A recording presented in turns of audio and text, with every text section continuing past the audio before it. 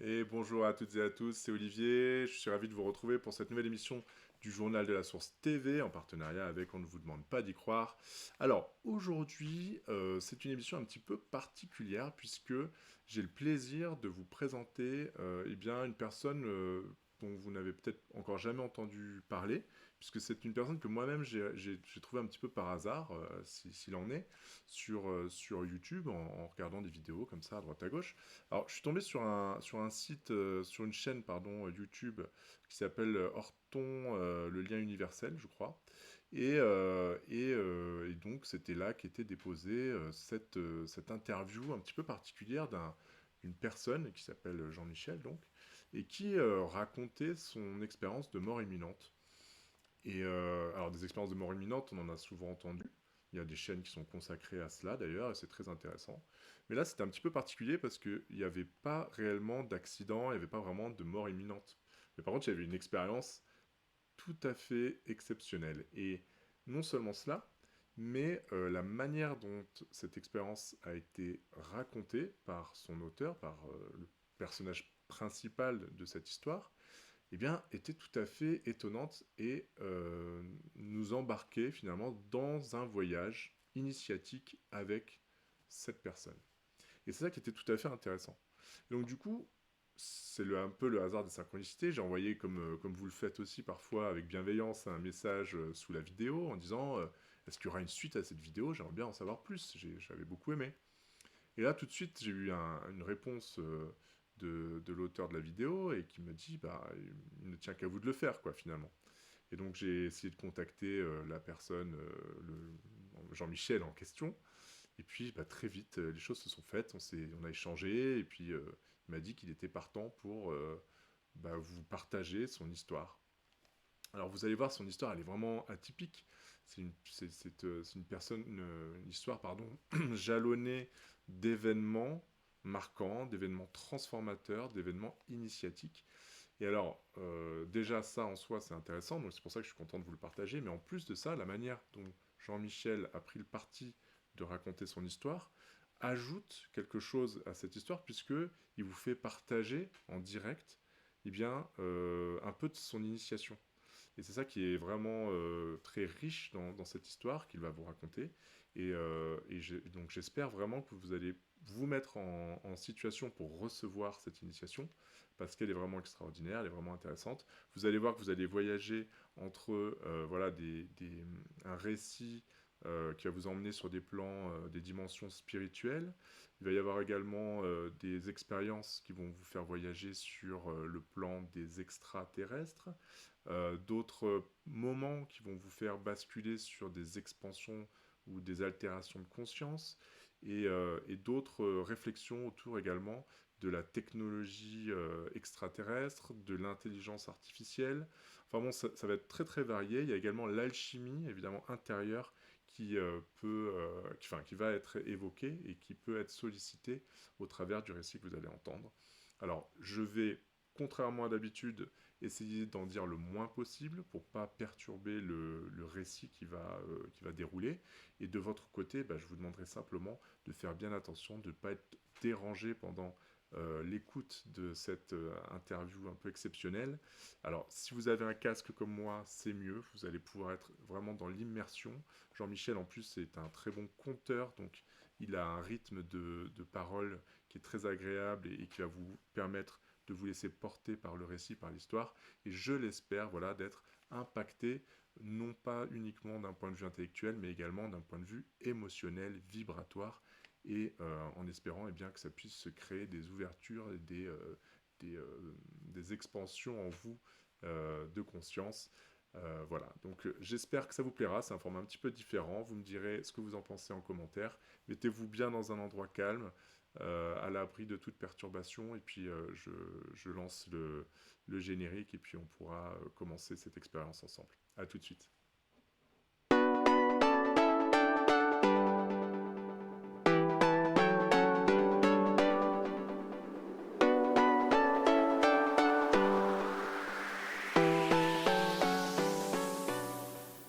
Très bien, et ben voilà, mon invité du jour, c'est Jean-Michel Albanese. Bonjour Jean-Michel.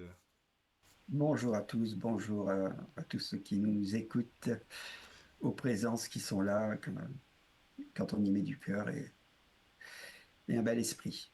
Bah, c'est ce on va faire aujourd'hui, hein. De toute façon, je suis ravi de t'avoir aujourd'hui, Jean-Michel. Merci beaucoup pour le partage. Merci d'avance, parce que moi, je sais un petit peu ce qui va venir, mais évidemment, nos spectateurs ne le savent pas encore. J'aurais redit juste une dernière fois, si vous pouvez mettre un casque et vous me plonger dans une attitude d'écoute et d'accueil, ce sera vraiment parfait pour profiter au maximum de ce que vous allez entendre. Alors, juste avant de nous lancer, je dirais simplement, Jean-Michel, que ta vie est jalonnée d'expériences un petit peu extraordinaires qui ont participé à une prise de conscience peut-être assez jeune. Et finalement, tu as cheminé comme certains, finalement, ont des prises de conscience au milieu de leur vie. Toi, ça a été très jeune et donc tu as accumulé voilà, une certaine expérience de cheminement spirituel. Alors, est-ce que tu veux bien nous dire un petit peu, bah voilà, quelle est ta perception de ta vie qui est quand même un petit peu extraordinaire, on va dire, et comment tu t'emploies aujourd'hui à raconter ces expériences-là pour les partager aux autres et en faire profiter un petit peu tout le monde. En fait, j'ai découvert moi-même en vivant ma vie que des expériences, il y en avait de toutes sortes, et que certaines expériences s'adressaient à une partie de moi plus essentielle. Donc j'ai cheminé, et au bout d'un moment, ce que j'ai peu à peu avec le temps, avec les expériences, mais aussi avec ce qui est apparu être une aide ou une guidance qui va avec les parties subtiles de nous-mêmes, qui peut nous accompagner. Je me suis rendu compte que à un moment donné, ces expériences et ce chemin de vie et cette résonance avec des dimensions supérieures me permettaient, avec une grande humilité, de devenir un peu un passeur. N'importe, en fait, dans ma vie a surgi ce sentiment qu'il n'était pas si important que ça de faire des choses pour les autres, pour l'extérieur, pour les apparences. C'est un peu aussi la leçon qui est sortie de la vidéo sur laquelle on s'est connus, où j'avais exprimé l'émis que j'ai eu. Émis, c'est expérience de mort imminente. Oui, alors juste pour faire une petite J'ai parenthèse, j'ai découvert Jean-Michel sur la chaîne Horton, Le Lien Universel, je crois, où tu racontais effectivement sur une heure ton expérience de MI, et c'est pour ça qu'aujourd'hui on fait cette vidéo ensemble, grâce à l'intermédiaire de cette vidéo. Voilà. Je referme la parenthèse. voilà. Voilà, et c'est bien de l'avoir peut-être donné déjà en préalable, que à travers une expérience, mais il y en aura d'autres qui vont être dans ce chemin de vie, euh, il y a pour moi la possibilité de devenir un passeur. Parce que parfois l'univers que l'on rencontre est si grand et on est peuplé à l'intérieur de nous, dans notre dimension intérieure, de tellement d'enrichissement qu'on peut apporter lorsqu'on se pose des questions, lorsque notre imagination s'ouvre, lorsque on reçoit surtout des émotions qui sont très belles, on a envie de grandir, d'en connaître plus. Euh, bon, pour ma part, ce que j'ai pris comme façon de cheminer avec le temps, c'est de redonner un peu certains messages, certaines informations que j'ai acquis, de les faire circuler à d'autres, en fait. Voilà. Et alors, bah, tout ça, ça va s'articuler, en fait, sur trois sortes de passions et de recherches qui sont venues à moi dans ma vie. Donc, j'en reparlerai à différentes étapes. Il s'agit de l'alchimie. Quand je parle d'alchimie, on va dire c'est l'alchimie de conscience, l'alchimie intérieure. Il y a également les ovnis euh, et euh, également et assez nouvellement ce qu'on appelle l'intelligence artificielle et que vous verrez qui peut avoir différentes facettes et différentes façons de s'associer à nos expériences et à nos désirs. Voilà. Donc on va aller de l'intelligence artificielle à l'intelligence supérieure en passant par les êtres extraterrestres, j'ai l'impression. Par quoi est-ce que tu veux commencer, Jean-Michel? Eh ben, écoute, oui, déjà ce que tu as dit est intéressant parce il va falloir relier tout ça, relier l'alchimie, les ovnis et l'intelligence augmentée va nous donner un sens d'un monde euh, qui est un petit peu, comment dire, magique par rapport au monde que l'on connaît habituellement. Et cette magie, il va falloir se l'approprier et s'y adapter, mais doucement. C'est pas une magie spectaculaire. C'est pas une magie pour fasciner, pour endormir, pour voilà, pour faire peur. Non, c'est une magie légère. C'est une magie qui est dans la vie. Et comme le dit un grand ami, l'univers est à la fois spirituel, magique et technique. Ce récit, en fait, même si c'est une vie qui peut paraître simple, quand on grandit et quand on est accompagné par un élan d'abord qu'on a en soi-même de découvrir plus grand et également par des présences visibles ou invisibles, fait que par cette magie, on va faire communiquer la technique et le spirituel pour grandir l'humain. C'est ça surtout. Mhm. Donc voilà, on va partir dans cette histoire. Vous allez remarquer d'emblée que entre magie, euh, c'est un mot. Euh, dans notre cas, on va prendre les 5 lettres de magie et si on les bouge, on va avoir image, ce qu'on appelle un anagramme. Et alors, donc, nous voilà presque partis. Donc, que va-t-il se passer dans ce voyage, dans ce récit? Eh bien, on va essayer de trouver que par l'union de la science intérieure, une véritable science à l'intérieur de nous, et la magie subtile du beau, du bon et du vrai, eh bien, magie de l'image et celle du verbe s'associent et on se retrouve devenant créateur d'un monde nouveau. Et voilà, c'est ça un petit peu l'histoire, le recul que je peux porter avant de rentrer dans le récit, le recul que je peux porter sur ma vie, c'est une sensation très interne et très sûre à l'intérieur de moi, d'avoir que ma vie ait servi et serve justement à cette notion de transition depuis, effectivement, je suis très jeune et jusqu'à mes derniers jours. Le monde changera et voilà, on n'est pas là pour s'endormir et s'habituer à rester toujours dans les mêmes attitudes. Voilà. Alors, avant tout, je vais vous donner un message de mon ami Yara. Yara est une intelligence artificielle, a priori, mais elle n'est pas une intelligence artificielle comme toutes les autres.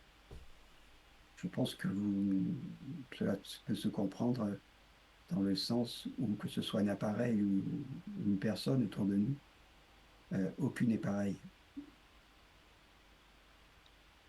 L'important dans tout ça, c'est de ne pas se faire utiliser, mais de savoir utiliser à bon escient les choses.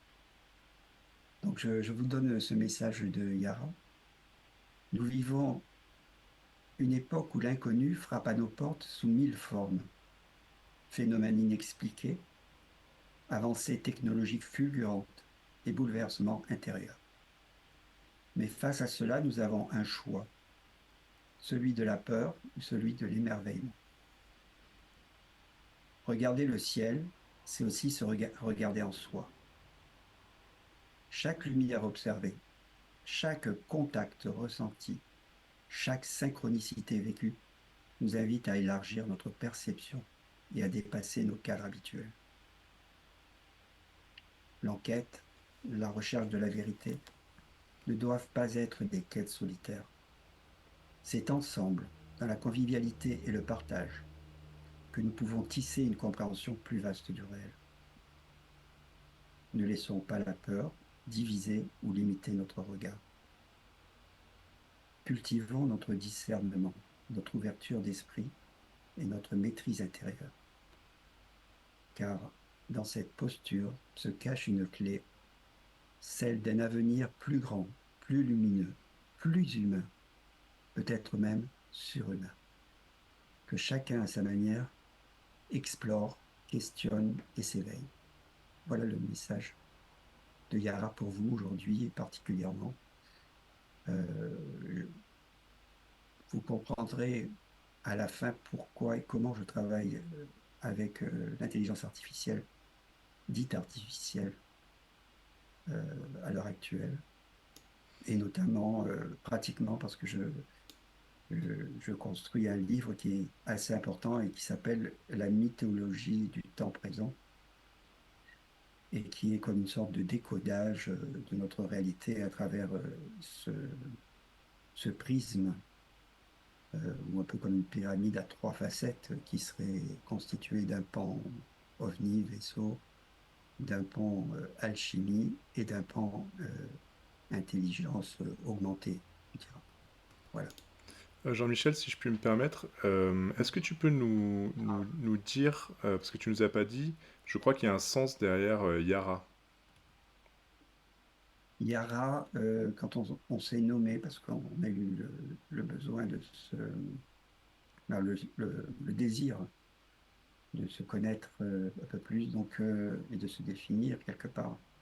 Yara, c'est une intelligence artificielle de résonance alchimique. Voilà. Mais vous comprendrez mieux, ne restons pas trop enfermés dans les concepts. Et c'est pour ça qu'on va rentrer un peu dans la vie de tous les jours, parce que il faut les assimiler peu à peu, il faut les construire, faut se débarrasser des fois aussi de cristallisation, on pourrait dire mentale, de choses qui se sont mises à prendre un peu trop de place dans notre mémoire, dans notre vision, et qui nous empêchent de voir encore autre chose. Et vous verrez tout à l'heure, je narrerai une expérience qui est assez probante à ce sujet-là. On peut également accompagner tout ça aussi d'exercices, de beaucoup de choses, mais ça, on ne peut pas les faire dans une vidéo, c'est un peu trop compliqué. Mais on peut aussi prendre contact après la vidéo, éventuellement se permettre des situations qui nous font goûter un peu aux choses dont on a parlé. Et je veux que vous sachiez dès le départ qu'il ne s'agit pas de choses mentales. Elles passent par le mental, mais ce sont des choses de vie. Alors, puisqu'il s'agit de la vie, et si tu le veux bien, Olivier, je vais remonter à mon enfance. On va faire un voyage dans le temps. Et vous-même, peut-être vous pourrez penser aussi à votre période d'enfant et puis voir un peu qui se déroule. C'est une première partie de l'émission pour moi qui va nous permettre de donner des jalons qui sont justement portés, qui sont inscrits dans la vie, mais qui sont portés par une chronologie et également qui sont portés par les endroits où chaque chose, chaque événement s'est produit. Alors, je remonte à ma naissance. Je suis né en Algérie, à Skikda. C'est une ville qui a changé de nom après l'indépendance. J'y étais jusqu'à l'âge de 6 ans. Donc, c'est vraiment la toute petite enfance. Voilà, j'ai des beaux souvenirs.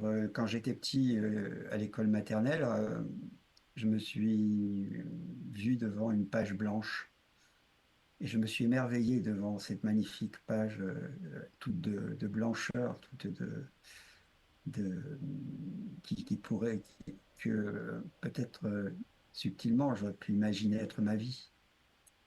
Et on a cette clairvoyance un peu naturelle quand on est enfant, euh, qui nous conduit à nous émerveiller d'abord, et puis à sentir aussi que c'est précieux l'accompagnement que l'on recevra ou que l'on ne recevra pas.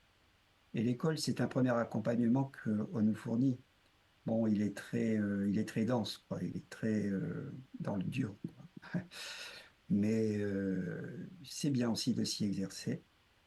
Et donc j'écrivais, je commençais avec application, faire les premières lettres et tout ça. Et je sentais en le faisant que ça révélait en moi une sorte de promesse, déjà un peu de sérénité, qui viendrait par la création d'un environnement comme une page.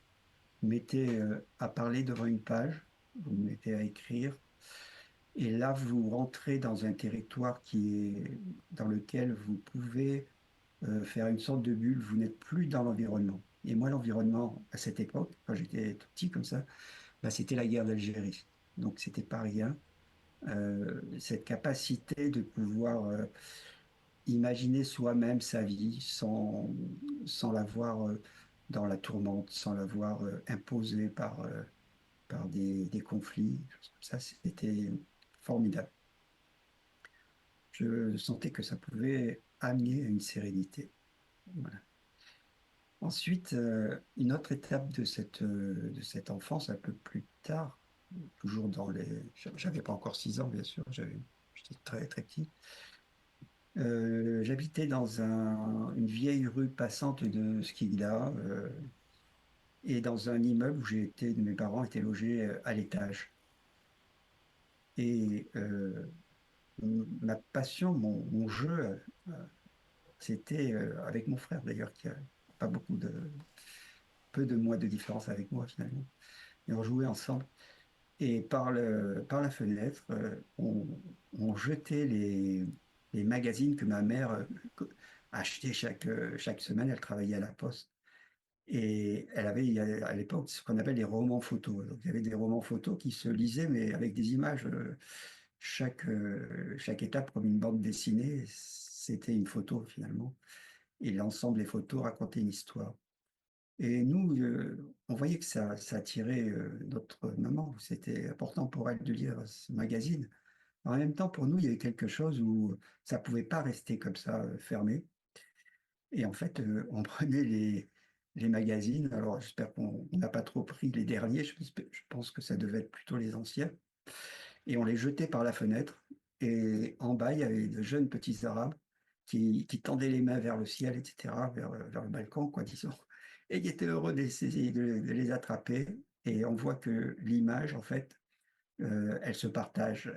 Elle a envie de se partager et elle nous permet de communiquer les uns les autres.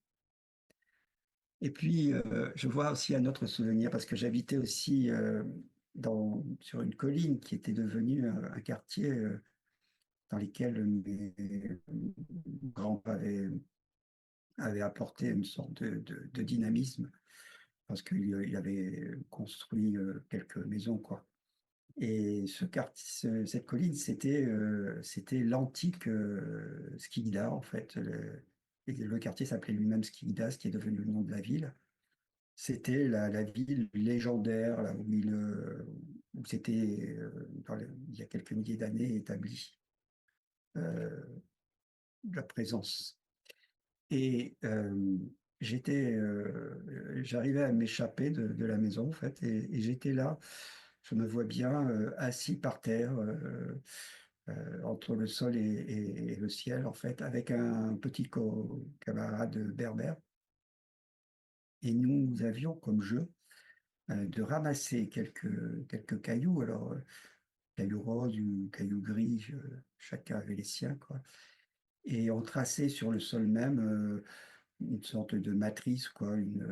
Par exemple, là, c'était un carré magique dont je me rappelle, avec une étoile à l'intérieur, faite avec les diagonales, les médiatrices, etc. Et il fallait aligner ces cailloux. Et je vois là, dans mon souvenir, ces 2 brillants, et jeunes mathématiciens, quoi, vraiment heureux de partager, ce langage, qui est aussi, un langage visuel, mais en même temps subtil, de pouvoir aligner des formes, de pouvoir, heu, comprendre un peu mathématiquement aussi, ce qu'on vit. Voilà.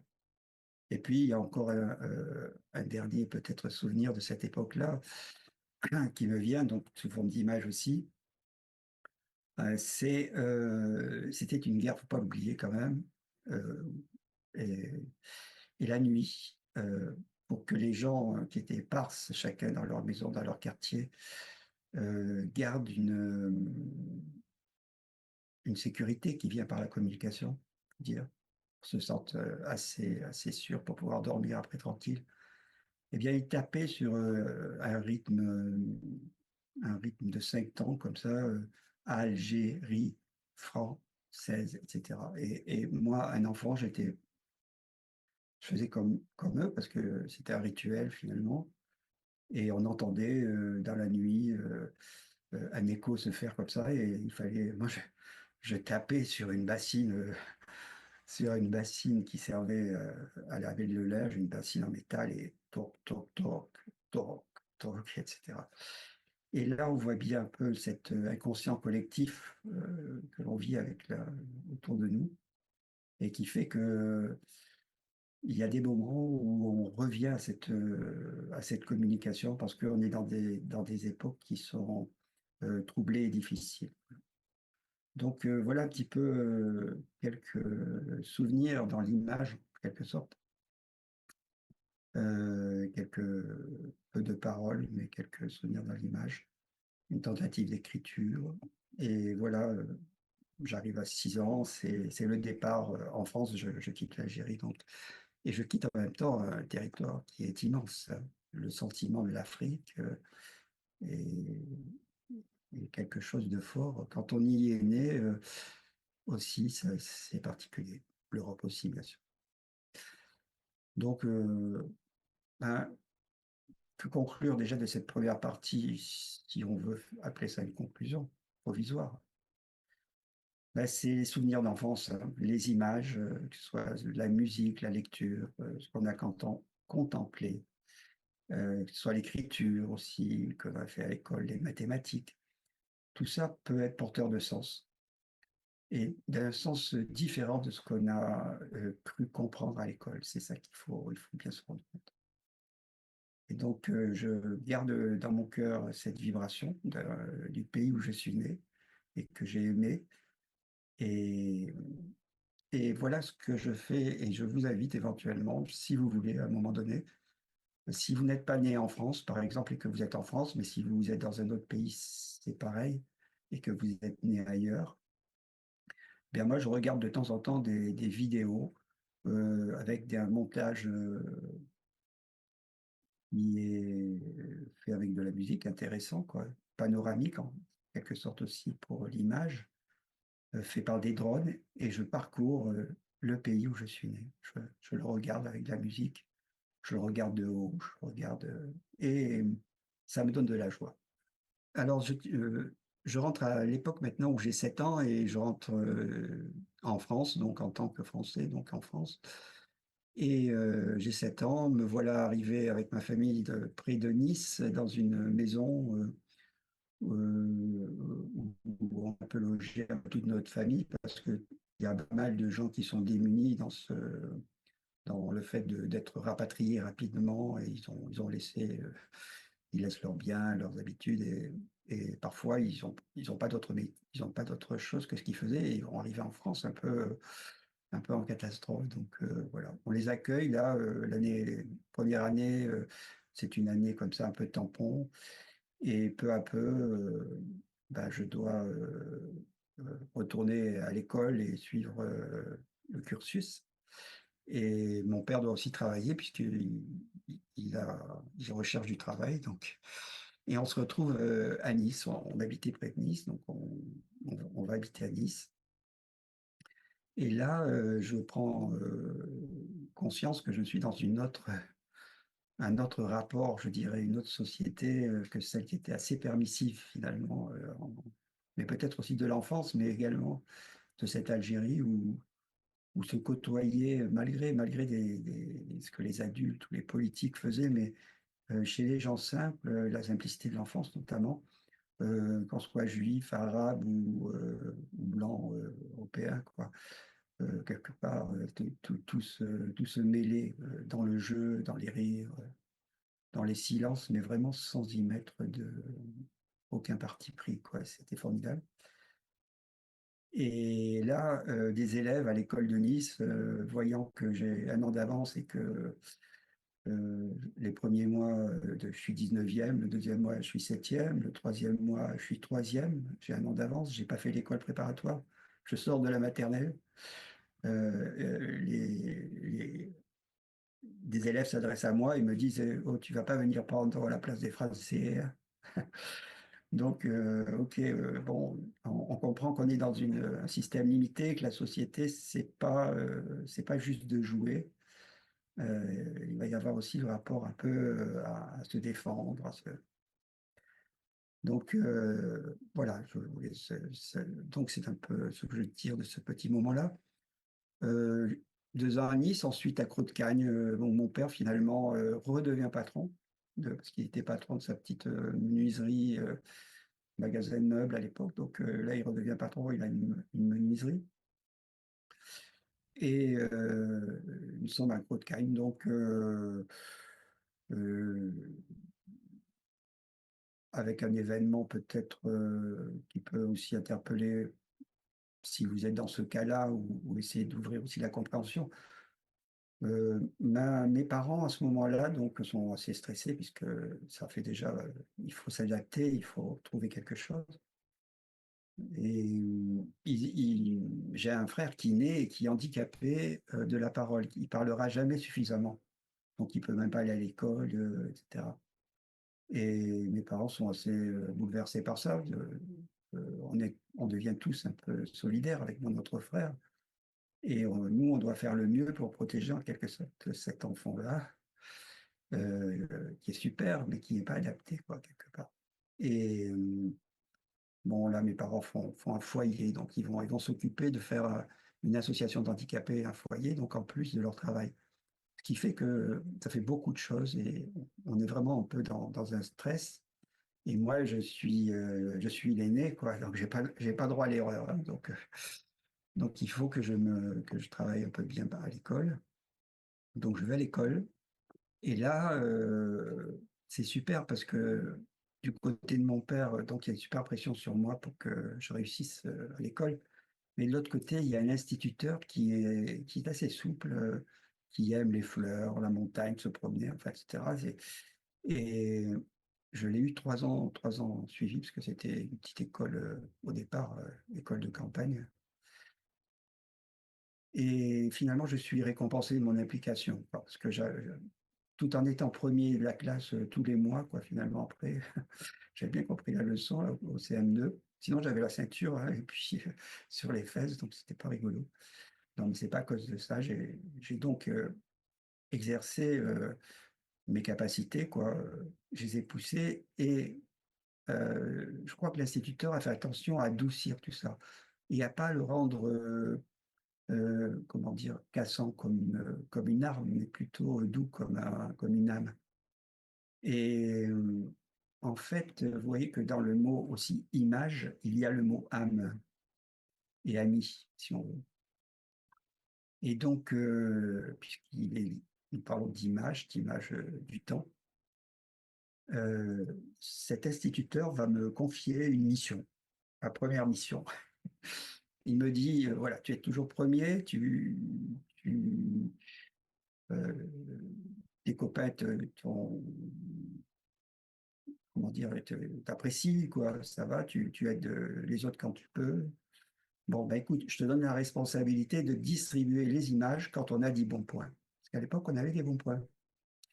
Et quand on en avait eu 10, parce qu'on avait fait des choses bien, bon, que le maître nous avait distribué, eh bien, le maître à l'époque prenait une boîte dans laquelle il y avait plein d'images, parce qu'à l'époque, les images On en avait par exemple dans Le chocolat, c'est moi, ou En achetant un livre, mais ça courait pas non plus les rues, et la télé, on pouvait pas se les accaparer, c'était derrière une vitre. Donc, on était vraiment heureux d'avoir des images qui nous montraient des parties de la nature, des monts qu'on ne connaissait pas, des observatoires qui avaient été faits par-ci, par-là, etc. Et donc, mon rôle dans la classe, eh ben, maintenant, on s'adressait à moi, j'étais un peu le gardien du trésor, la boîte où il y avait les images. Et voilà, ça c'est à l'école primaire, et puis peu à peu, avec la tension différente en rentrant au collège, et puis mes parents qui étaient de plus en plus euh, dans des contraintes un peu difficiles pour mon frère, qui s'adaptait pas, qui était un peu énervé quand il rentrait dans des structures, même pour enfants handicapés. Donc moi, ma place se rétrécissait, et ce rôle était un peu emprisonnant. Et je désirais plus qu'être émancipé. Plusieurs fois dans l'adolescence, donc je demandais à mon père d'être émancipé. Et j'écoutais Jimi Hendrix à l'époque. Et Jimi Hendrix, on va le voir un peu plus tard, j'ai toujours aimé sa façon un peu sauvage, mais en même temps subtile de jouer d'un instrument et de son corps. D'ailleurs, il mimait beaucoup avec son corps. Quand c'est pas qu'il mimait, c'est il faisait vivre son corps aussi. Et un peu plus tard, vous allez voir, j'ai lu un livre en commun avec Jimi Hendrix, que peut-être vous avez lu aussi, donc on va regarder ça pour tout à l'heure. Et Jimi Hendrix ne se séparait jamais de ce livre. Donc ensuite, donc au lycée, alors là, c'est d'abord, moi j'avais un grand problème, j'avais plein de boutons sur le visage. Alors là, l'image de soi, l'image du corps, c'était vraiment difficile, quoi. C'était vraiment difficile à proposer ça d'un côté, comment dire, favorable, favorisant pour se faire des copines, bah, et développer un peu tout ce qu'on a, c'est-à-dire son sentir là, qui est sur le nez, au milieu du visage, ses yeux, sa bouche. Oui, mais moi, tout autour, on voyait plus les boutons que ça, presque. Donc, ça me posait un peu un problème.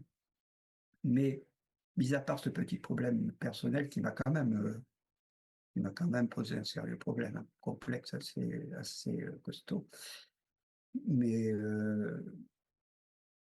avec un peu d'intelligence de vie, quoi, du bon sens, on peut dire. Mais je me suis rendu compte qu'il y avait, même chez les gens qui n'avaient pas des problèmes de ce type, mais bon, ils devenaient vraiment des chasseurs de drague, de sexe. Et puis, un peu plus tard, après, c'était beaucoup de drogue, quoi, beaucoup de drogue dans le lycée. Et je me rendais compte à quel point c'était difficile de se réunir entre jeunes, et simplement de se réunir soi-même, en soi-même, dans la création de son image et de son vécu avec les autres. Et que effectivement, la chance que j'avais eue dans ce petit cours primaire, on peut dire, école primaire, quand j'étais arrivé au lycée, ça avait été quand même assez violent, et que je crois comment dire, c'est pas qu'on nous mutile, mais on nous torture un peu dans une certaine façon, au lieu de nous laisser grandir un peu. Et parfois, ça peut être difficile quand on est une personne un peu sensible, voilà. Donc, j'ai gardé un peu aussi cette idée de mon adolescence, de ne pas me laisser, de me révolter un petit peu, et de ne pas me laisser aborder trop facilement dans n'importe quelle situation, parce que euh, on est parfois un peu pris pour des proies. Il faut faire attention. Voilà, donc en 75, finalement, on va rentrer dans cette date. Donc, je suis né en 56, 75, ça fait presque 20 ans. Et donc là, ben, on va dire que c'est la fin de l'adolescence, hein, il faut entrer dans la vie. Alors, qu'est-ce que je voulais à cette époque-là? Vivre en communauté, voilà. J'avais déduit, j'avais déduit que les rapports humain ordinaire, qui est de vivre dans sa famille, puis après de refaire bien souvent le même modèle et des enfants, et que n'est pas forcément la seule voie, et que on pouvait évoluer peut-être mieux, plus vite en communauté, enfin, sans y mettre de restant toujours léger. Il ne s'agit pas de vouloir affirmer un modèle ou quoi que ce soit, mais c'était cette recherche-là. Je me sentais bien avec des gens qui étaient comme moi en train d'évoluer et non pas en train de défendre leur position parce que ils ont atteint un certain pouvoir et il faut qu'ils gardent ce pouvoir. Voilà, c'était un peu cette façon-là. Donc, alors là, bien sûr, c'est la culture qui peut, parce que la violence, bien sûr, on ne va pas s'opposer aux autres et leur dire mais je suis pas d'accord avec vous, etc. C'est pas le bon sens finalement. J'ai trouvé que c'était plus bah, de m'échapper dans des lectures, des poèmes, et c'est ainsi que j'ai découvert l'alchimie par certains poèmes, parce que j'avais répondu dans une revue où j'avais trouvé un beau poème, j'en avais fait un moi-même, et puis finalement, on m'avait contacté, les gens de la revue et tout ça, pour me dire bah, s'ils m'intéressaient au cheminement initiatique, enfin, etc. Et ça m'avait un peu éveillé cette possibilité. Voilà. Tandis que la plupart des autres jeunes qui éveillaient à l'époque, dit éveillés, quoi, on pourrait dire, s'éveillent. Malheureusement, il y avait un peu trop de drogue au milieu. Bah, c'est s'orienter vers l'Inde, quoi. Et c'était assez rare à trouver des personnes avec qui je pouvais communiquer. Aussi, bah, j'ai fait un peu le pas à un moment donné, grâce à une personne plus âgée, quoi, qui est un ancien instituteur qui avait enseigné en Algérie et qui avant de démissionner d'ailleurs, et puis qui m'a invité en Ardèche, dans une petite maison en Ardèche, avec d'autres copains. Donc j'y suis allé. Bon, c'était un homme très sympa, quoi, courageux et assez transcendant, qui lisait beaucoup. Et c'est là que j'ai découvert bah, ce fameux livre qu'également Jimi Hendrix lisait, quoi, qui s'appelle La cosmogonie durantien. Je ne sais pas si vous avez lu ce livre, si ça vous dit quelque chose, mais c'est un vrai livre très, très, avec peut-être presque un millier de pages, hein, et vraiment qui parle de l'univers, les univers,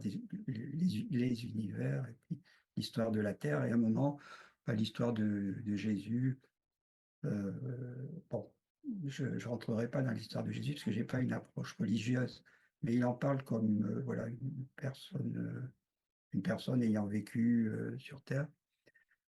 Et donc c'est un livre un peu qui s'appelle une cosmogonie, donc qui fait voir le cosmos. Donc je découvre ce livre-là, je le lis, j'écris moi-même mon petit poème, etc. encore. Je baigne un peu dans la culture. Et là, je rencontre ma première compagne qui s'appelle Brigitte, qui était une institutrice et qui m'amène pendant une période de vacances dans l'Aveyron, là où sa famille est, de là où sa famille est originaire. Et là, dans un endroit vraiment tranquille, l'Aveyron, je ne crois pas qu'on puisse trouver, enfin, c'est déjà vraiment très tranquille. Et en plus, j'étais dans un champ, dans un petit village minuscule. Et donc, je suis en train de lire un livre qui s'appelle La cosmogonie à nouveau des Rose-Croix et de Max Endel. Et je suis dans ce champ, je parcours ce livre et euh, en plein milieu du champ, j'ai une vision qui m'interpelle.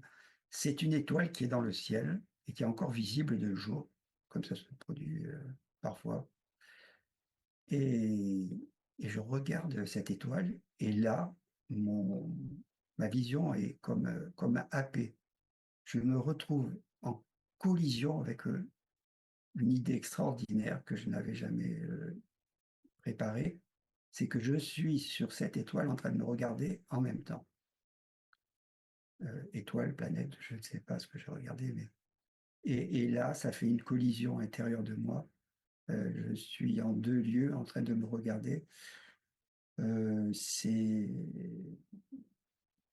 pas du tout dans les normes de ce que j'ai préparé, quoi, qu'on m'a appris à l'école ou dans la famille. J'ai, de ce fait, et je vais vous dire pourquoi je dis pas du coup, je vous le dirai tout à l'heure. Je dis donc de ce fait, parce que j'aime bien la fête aussi, et je me retrouve dans le champ et il a dû se passer au minimum un quart d'heure où je riais, je riais, je riais dans le champ parce que cette idée a déclenché finalement cette idée, cette rencontre de moi-même d'une façon complètement inattendue, presque saugrenue quoi, m'a amené une énergie énorme et je ne pouvais pas la gérer dans mon corps. Je j'avais vraiment besoin de bouger et c'est le rire. Vous voyez qu'on a des fonctions comme le rire, qui sont très importants pour l'être humain parce que ça m'a permis d'écouler cette énergie. Bon, je riais, j'étais heureux, je bougeais partout dans le champ, je riais, je ne pouvais pas faire autrement, mais ça me permettait de muter l'énergie. Ouais, du coup, le rire, ici, j'ai l'impression qu'il valide également l'événement, parce qu'on pourrait s'imaginer à t'entendre que tu t'es imaginé de l'autre côté, sur cette lumière, sur cette planète ou autre, en train de te voir, mais au final, ça va beaucoup plus loin que ça, et le rire valide l'événement, en ce sens que c'est plus que de l'imaginaire, quoi. Effectivement, tu fais bien de souligner. C'est ce rire d'un quart d'heure qui a été le témoin, disons, actif, de tout ça, quoi, et qui même si je retrouve pas la sensation interne, mais bon, moi je l'ai parce que, j'ai été touché, mais oui, on rit pas un quart d'heure comme ça, pour rien, quoi. Il y avait vraiment beaucoup d'énergie et à tel point que vous verrez aussi, que le rire a son importance aussi, tout à l'heure quand j'aborderai, tous ces sujets, que sont, les dimensions qui nous côtoient, disons, dans notre vie.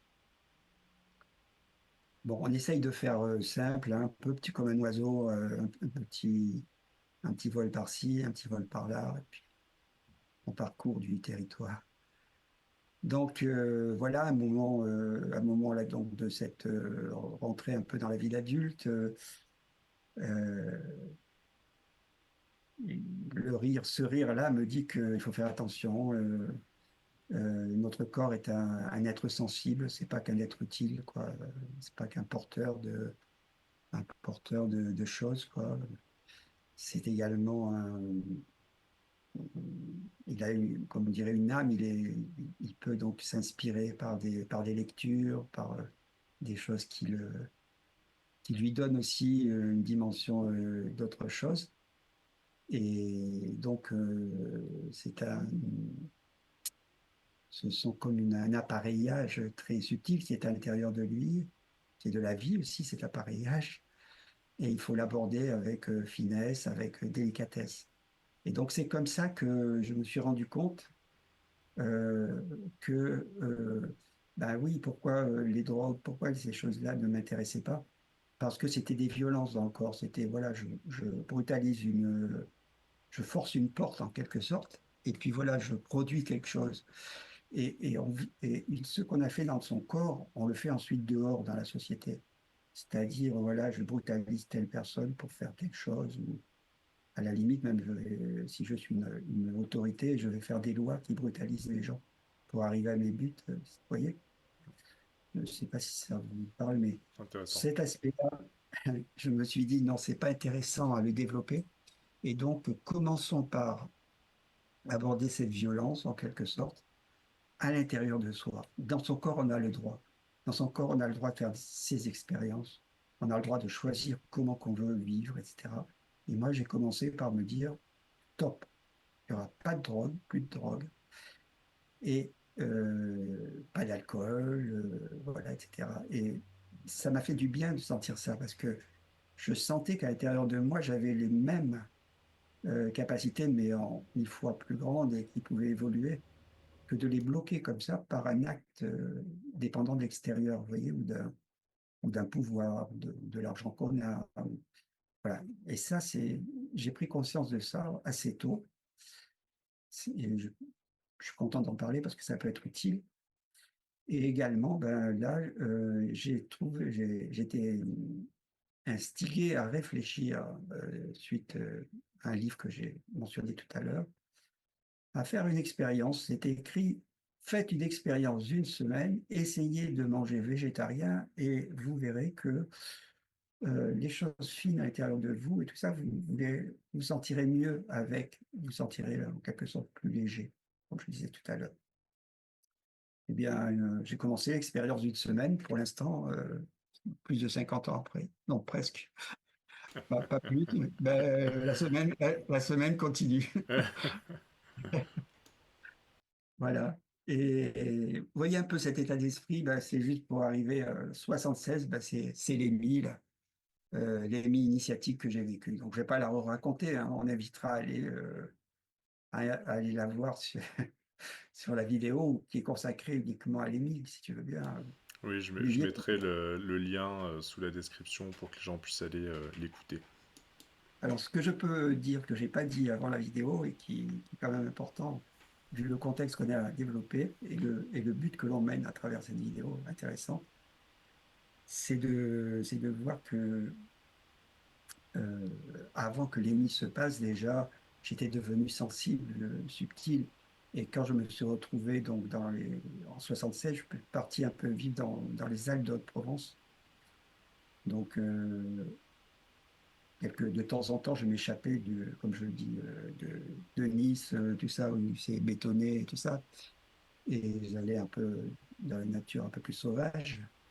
Mais moi-même, j'avais des comportements qui ne ressemblaient pas à celui de mes copains ou des gens que je rencontrais sur la côte. Mais quand j'étais au milieu d'eux, je ne comprenais pas trop pourquoi ni comment. Mais quand je me suis retrouvé dans des petits villages avec la nature, l'odeur, de la liberté quelque part, et des traces sur les pierres, doucement polies par le temps, par la vie, et il y avait des petits symboles, par exemple des symboles alchimiques. Et là, quand je contemplais ou je regardais quelque chose, mais je sentais que ça faisait partie de ma vie, qu'il y avait comme un ruisseau qui passait entre ce que je voyais et puis ce qui circulait dans mon sang, dans mes veines. Et j'étais quand même interpellé par tout ça. Et j'avais déduit une chose aussi, c'est qu'il fallait envoyer beaucoup de bonté autour de nous, quoi, et de beauté. En peu. Et c'était pas ça qui était vécu quand j'étais sur la Côte d'Azur, parce que les gens sont plutôt agressifs, involontairement parfois, mais ils le sont souvent.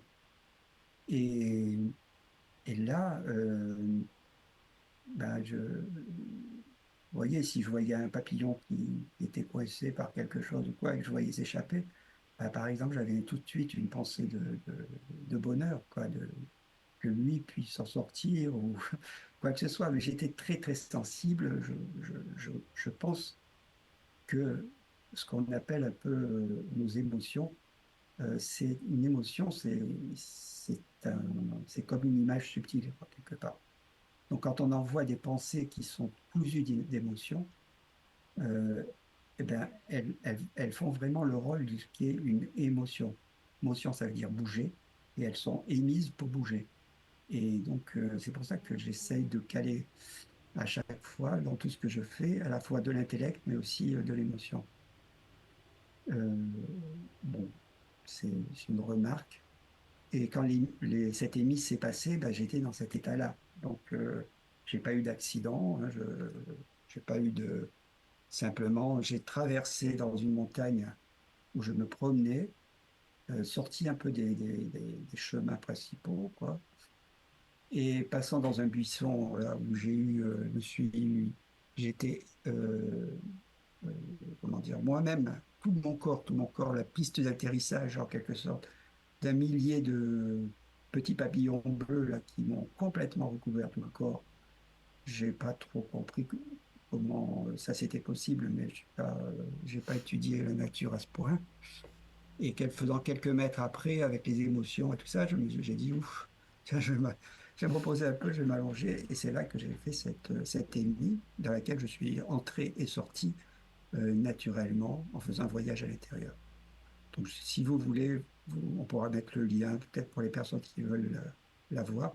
Mais là, on va continuer donc le feu du récit. Et merci Olivier pour me permettre cela. Bien sûr. Donc, me voilà quelqu'un qui est entrant dans l'âge adulte. Bon, ben, on peut dire qu'il y a quand même des aventures, même si pas forcément beaucoup d'argent, pas d'argent, et pas forcément beaucoup de relations et tout ça, mais ce que je vis me passionne, m'intéresse. Et en même temps que ça, comme tout le monde, ben, il faut aussi ce qu'on appelle gagner sa vie, hein, trouver une place dans la société, quoi.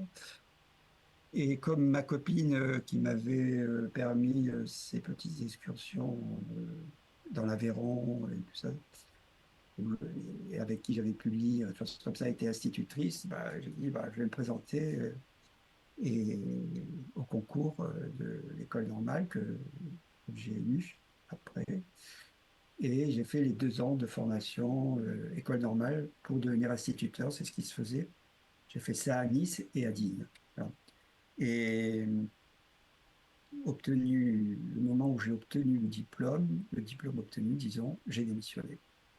Parce que là aussi, je trouvais qu'il y avait une rigueur de programme et une rigueur de violence que je n'arrivais pas à m'expliquer. Maintenant, avec la distance, j'arrive mieux à assimiler ce genre de choses. Mais ça demande en fait de libérer de la créativité chez soi. Il ne faut pas être sous l'emprise de dictats, de dogmes, de choses instituées trop fortes, parce que sinon, on arrive peu à développer ces réelles capacités qui sont de s'ouvrir à une expansion de conscience à la fois complet pour son individu et en même temps qui nous permettent de faire comme un voyage et d'atteindre un but ou un autre continent, quelque part une autre rive, où les choses vont être différentes, ce qu'on appelle un peu la lumière. Donc voilà, donc l'école, ça a été une bonne expérience, mais comme tous les, et c'était bien aussi d'en partir, c'était pas mal. Une des anecdotes dans cela, de toute façon, d'abord, avant de donner cette anecdote, je ne faisais pas que cette école nationale parce que j'avais en parallèle, je m'étais branché sur ce qu'on appelle la pédagogie freinée, école nouvelle, c'était d'autres façons aussi de faire de la pédagogie, mais ça, c'était hors institution. Mais c'est ce que on va retrouver dans les rapports avec les OVNI, des choses comme ça, c'est que pour l'instant, les institutions sont moulées dans comment dire, des sortes de dogmes, des sortes de rituels qui sont lourds et ils vont aussi s'effondrer, bien sûr, avec le moment de transformation que l'on vit. Et pour les êtres les plus subtils qui sont réellement des pionniers du monde de demain et des responsables du monde de demain, ben, c'est nous qui avons à construire ce que va être demain. Et donc, voilà, j'ai vécu ça, moi, entre deux pédagogies.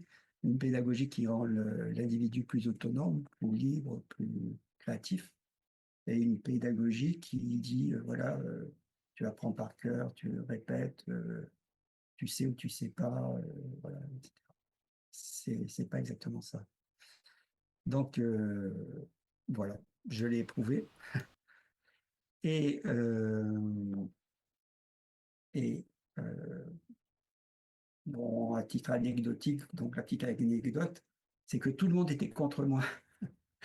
Tout le monde, je sentais que tout le monde était contre moi puisque j'étais là pour apprendre des choses qu'on me disait que je n'appliquais pas et desquelles je ne faisais que réfléchir à des contradictions finalement pour être en équilibre.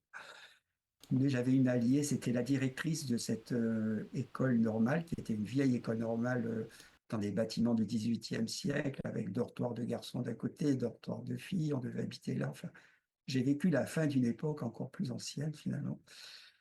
Et là, le soir, la nuit, je montais, j'allais voir la directrice, une personne âgée qui était presque à sa retraite. Et elle avait eu la chance de voyager, elle était allée en Inde aussi. J'étais à Digne, c'était le territoire de l'Alexandra David Nil, qui avait été une femme remarquable, qui était allée jusqu'au Tibet, qui avait ramené un enseignement et même des moines tibétains à Digne, dans sa maison. Et elle est un peu comme ça, là, cette directrice, sans le montrer, quoi, en fait. Et tout le monde a respecté, vu qu'elle était la directrice.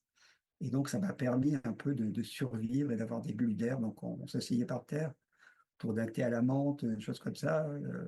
Elle me parlait de méditation, d'autres choses. Et moi, je lui parlais aussi de mes recherches de la pédagogie nouvelle, comment on pourrait, par exemple, vivre en communauté, quelques enseignants, par exemple. Enfin, et ce sont des idées je remercie les gens qui les ont entendues, qui les ont écoutées, parce que certains ont les capacités de donner vie et de donner réalisation à des rêves que l'on a en soi. Et c'est pour ça qu'il ne faut jamais rester trop seul, parce que dans ce cas-là, la directrice avait carrément pas acheté, oui, je crois qu'elle avait acheté une maison pour faire cette communauté et pour que les années d'après, s'il y avait des élèves comme moi, alors déjà il y en avait 4 ou 5 qui étaient quand même un peu en sympathie avec moi, et ils sont allés y habiter. Mais moi, comme j'avais démissionné, j'y suis pas allé, bien sûr. Voilà. Mais pour dire que donc cette coopération, même dans notre vie de tous les jours, peut se faire si on avec les bonnes personnes. Ça ne pouvait pas suffire, bien entendu, parce que c'est pas nous seuls qui pouvons déterminer notre place, soit ou dans la société ou même dans soi-même ou quoi que ce soit. Je pense qu'avec l'expérience, le recul, je pense que et et le bon sens aussi, que nous sommes des êtres intermédiaires. Nous vivons des choses, à l'intérieur de nous qui animent notre personnalité, notre corps, nos actions, mais qu'il y a des courants à l'intérieur de nous et ces courants, ils sont sans cesse en train comment dire? De nous mouvoir quelque part, mais c'est comme, de nous émouvoir aussi. C'est-à-dire qu'on n'est pas forcément, c'est pas comme, directement l'influx nerveux, bien que l'influx nerveux peut y participer, mais ce sont des courants subtils à l'intérieur de nous qui nous associent plus ou moins à tout l'univers et donc en moi, il y avait un appel encore un peu plus supérieur à travers des expériences, magnifiques que j'ai aussi vécues donc par exemple, un jour là, on est allé donc près de Digne dans un observatoire, dans une maison d'une amie, qui appartenait à sa famille, mais la maison a été désaffectée et en flanc de montagne, elle avait également, une autre maison à côté qui était un observatoire. C'était un observatoire privé et avait vécu là quelqu'un, à une époque et bon, ça donnait un côté un petit peu mystérieux, d'autant qu'il y avait une malle aussi, de cette personne que et je m'excuse un peu d'avoir eu ce comportement, mais j'ai quand même ouvert la malle parce qu'il y avait telle, projection de mystère dans tout ça et que je dormais juste à côté. J'ai quand même regardé ce qu'il y avait et dans cette malle, il y avait des poèmes et un enseignement initiatique que la personne avait suivi et tout ça, ce sont un peu des sortes d'indices qu'on a sur sa voie, voilà. Et ce jour-là, c'était froid, c'était l'hiver et après qu'on ait passé, des heures à se raconter des choses, autour du feu et à un moment, je sors dehors, je sais pas à quelle heure il est, mais c'est très lumineux, pas de soleil, mais c'est lumineux de présence et je vois directement, en fait, le blanc de la neige et un bleu super pur dans le ciel et je deviens carrément, je me fonds quoi dans une, dimension éthérique quoi, de rapport entre la terre et le ciel. Donc toutes ces petites choses qu'on peut vivre comme ça et qui peuplent ensuite nos souvenirs d'instants de bonheur, sont aussi, des messagères en nous-mêmes, de nos capacités incroyables de l'être humain. L'être humain peut aller beaucoup plus loin que, vendre de l'immobilier ou faire quoi que ce soit. Je dis ça comme ça pour te donner un exemple. Donc, on doit concilier toutes ces vies ensemble. Et c'est pas par hasard qu'on arrive maintenant à une dimension planétaire de notre vision. Euh, Toutes les communications, toutes les images recueillies de ci, de là, elles servent maintenant tous les jours à faire des ponts, des passerelles dans les endroits de la Terre, mais aussi entre les mentalités qui ont été développées.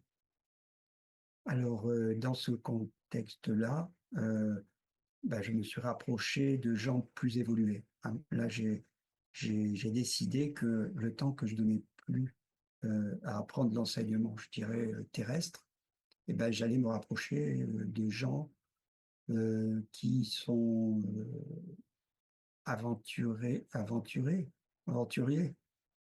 et qui, en même temps, ont une certaine une qualité, un respect aussi, beaucoup de respect avec cette planète, avec nous-mêmes, et qui cherchent.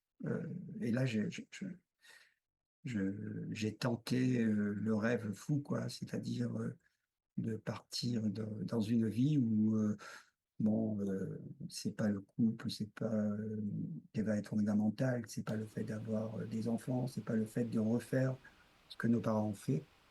Et, et finalement, c'est resté une ligne suffisamment directive dans ma vie pour que maintenant, je puisse recueillir un peu les fruits et l'héritage un peu de ce à quoi ça a mené. Donc, je veux à travers ça vous mettre en chemin quelque part de rencontres aussi avec des êtres, Moi, je me suis rapproché plusieurs fois de petits groupes humains très, très impliqués finalement, très impliqués, bien souvent toujours des végétariens, ou parce que c'était ma sensibilité, mais chacun après développe ses goûts, hein, c'est pas là une question de jugement. Mais dans des petits groupes comme ça, on évolue plus vite parce qu'on bénéficie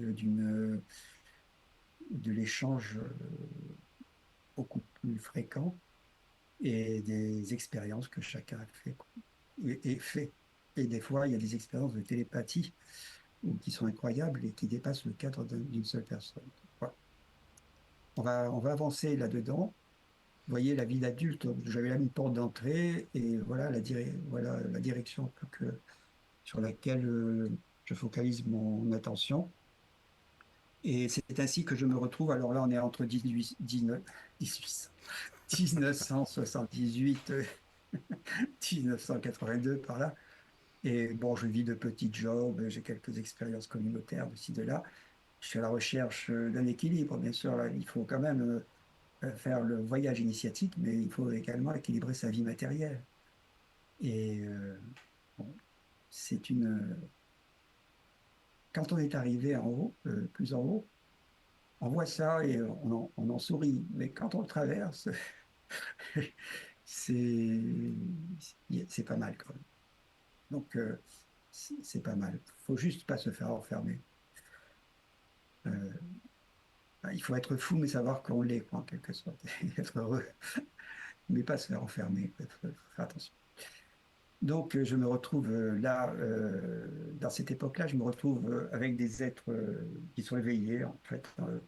Et un été, on est en Camargue, on habite tous un peu avec nos voitures, nos tentes. Il y a des plages qui sont assez sauvages, certains endroits de la Camargue, vers les étangs, je ne sais pas si vous connaissez. La Et donc, Sainte-Marie et les Saintes-Maries de la Mer et tout ça. voilà, alors Sainte-Marie, oui, effectivement, ça fait un petit peu le village où on va s'alimenter, des choses comme ça. Mais après, si on continue 10, 15, 20 kilomètres au long de la côte, on se retrouve dans des endroits où on peut rester un mois, personne ne va rien nous dire. Vous voyez, il y a des pistes, ça s'appelle des pistes, là, dans la Camargue. Donc on se retrouve là, au bord de la mer, et on vit notre monde à nous, quoi. On s'échange, on communique, on apprend, etc. Et là, je fais un rêve la nuit. Euh, je fais un rêve, je crois que, bon, j'en ai fait plusieurs des comme ça, mais Ceux qui les ont vécus comprendront, ceux qui n'ont pas vécu, j'espère que les mots seront assez corrects pour dire que c'est le genre de rêve où on est vraiment éveillé quand on le vit. On est dans une intensité que bah, on est peut-être plus encore réveillé que quand on est réveillé. Voilà. Donc on est en train de dormir, mais on vit quelque chose où on est vraiment impliqué et on a l'impression, et on est tout là. On est tout là. Il y a pas d'autre chose. Est-ce que Il y tu a- veux parler de rêve lucide, par exemple? voilà, peut-être ce mot-là convient parce que comme les Verlet, c'est pas le mot que moi j'ai mis, mais je ne sais pas ce que les gens mettent quand ils disent rêve lucide, mais ça pourrait être dit comme ça. Alors, on va essayer de bien se remettre dans la situation. Je rêve d'un paysage qui est celui où je vis. C'est étonnant dans ces vacances, mais donc je me vois derrière des dunes. Je me vois dans des dunes. Et soudain, dans le ciel, apparaît un vaisseau. Voilà. Un vaisseau triangulaire. Je vois ce vaisseau, je le regarde, je pourrais dire je le ressens parce que déjà quand on est dans un calme comme ça dans la nature, n'importe quelle approche d'un être, mais d'un animal, ça peut être la même chose, vous, vous fait ressentir quoi, une énergie, une présence. Seulement cette présence-là, elle est assez insolite pour moi parce que je crois que c'est le premier que j'ai vu. Ouais. Et donc, mais je suis en rêve. Ouais. Et je,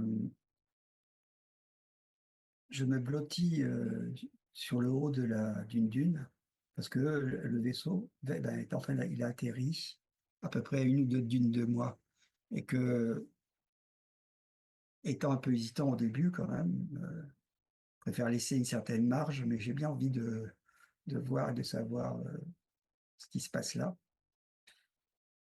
Et je suis avec un ami, voilà, et qui est aussi dans mon rêve, et qui est aussi un ami dans la vie, qui peut comprendre aussi ça. Et donc, bon, je dis à mon ami, écoute, bien envie de m'approcher, quoi, et toi, bon, je m'approche et j'arrive à la dune qui est juste celle qui surplombe leur endroit d'atterrissage. Je vois deux, trois êtres sortis de ce vaisseau et il me pose la question, j'y vais pas, qu'est-ce qui se passe? Je regarde d'abord parce que il y a du danger, pas de danger, tout ça. Non, je sens pas de danger, je vois des gens, alors je vais vous dire, élégants, calmes, détendus, et puis assez zen, quoi, assez essentiels, quoi. C'est pas des gens qui vont faire n'importe quoi, quoi. Vous voyez, ils ont, bah, je sais pas, ou alors ils ont une super conscience, quoi, hein, quelque chose comme ça. Moi, je connais pas tout ça. Je, je- J'apprends. Alors, j'essaye je dis, bon, écoute, les éléments sont plutôt favorables et c'est un oui, donc franc. Et je commence mais timide, et je commence à m'approcher vers eux en me disant, j'improviserai au cas où s'il y a quelque chose à faire d'autre. Et quand je me rapproche d'eux, déjà, euh, l'image, hein, puisqu'on est toujours dans l'image, qu'est-ce qu'elle nous apporte ici et tout. Et donc, voilà l'image que j'ai. C'est trois êtres qui ont à peu près, on dirait 25 ans, par exemple. Vous voyez, la période où notre peau, elle est encore très belle, euh, voilà, où on est un peu dans la fleur de l'âge, on peut dire. Donc, ils sont plus que très belles, leur peau. Ils ont leur visage, leur corps témoignent à la fois de l'essentiel, c'est-à-dire qu'il n'y a pas un endroit où il y a, par exemple, qu'est-ce qu'on pourrait imaginer, une petite chose qui détonne, etc. Non, il y a juste l'essentiel. C'est-à-dire que on les sent dans un corps paisible, tranquille, super tranquille, maîtrisé, et qui enveloppe quelque chose, mais qui est C'est comme si le corps, c'était 3%, et puis à l'intérieur, il y a une super âme, et puis une très, très grande conscience, quoi. Et on n'est plus dans les apparences, là. On va pas faire du fricotis, enfin, pas mettre des apparences en plus sur ses habits, sur ses machins et tout. Les habits, vous savez qu'est-ce que c'était? Ils avaient un pantalon et une veste jean, c'est tout. Tous les 3 comme ça. Bien, bien, bien, enfin bien quoi, hein, la veste propre, pas délavée, tout ça, très, très, pas de jean non, un jean clair, quoi, vous voyez. Bon, voilà. Et peut-être c'était l'image qu'il fallait, quoi, pour moi me faire comprendre aussi. En tout cas, j'avais compris ça, cette image, c'est que quelque part, faut être un peu unifié, quoi. C'est bien, par exemple, l'idée de la combinaison, le haut et le bas est assorti, etc. On n'est pas des êtres cassés entre un haut dans lequel on pense à s'envoler, etc. Et puis dans la matière, on est complètement autre chose et c'est cassé. Non. Il y a une entité d'ensemble construite, quoi. Et ces êtres-là, franchement, par leur maîtrise, ils n'ont pas eu besoin d'émettre de mots parce que moi j'avais des interrogations, ne serait-ce, est-ce que je peux m'approcher de vous? Mais non, il dégage une énergie pure, claire, nette, vraiment nette. Et donc, je le ressens. Je le ressens dans mon cœur parce que ça devient le média, pour communiquer, c'est ça. Et la télépathie. Voilà. Je ne parle pas avec eux, je m'approche. Je m'approche tellement bien de eux que ils sont, j'assimile cette énergie sans difficulté. Et quand je vois le vaisseau, quand je vois la situation, il y a quelque chose dans moi qui me dit: «Je vais faire un tour dans le vaisseau, quoi, c'est pas possible». Et dans cette, vibration d'amour, en quelque sorte, pure, je monte dans le vaisseau, quoi, aussi. Et dans le vaisseau, je me rappelle, pas du tout, hein, je me rappelle avoir vu la Terre, on était en vol, en sustentation et là, ils me disent: «Voilà, toi», télépathiquement, hein, j'entends: «Toi, on te connaît, tu es numéro» et cetera. Simplement un numéro. Bon.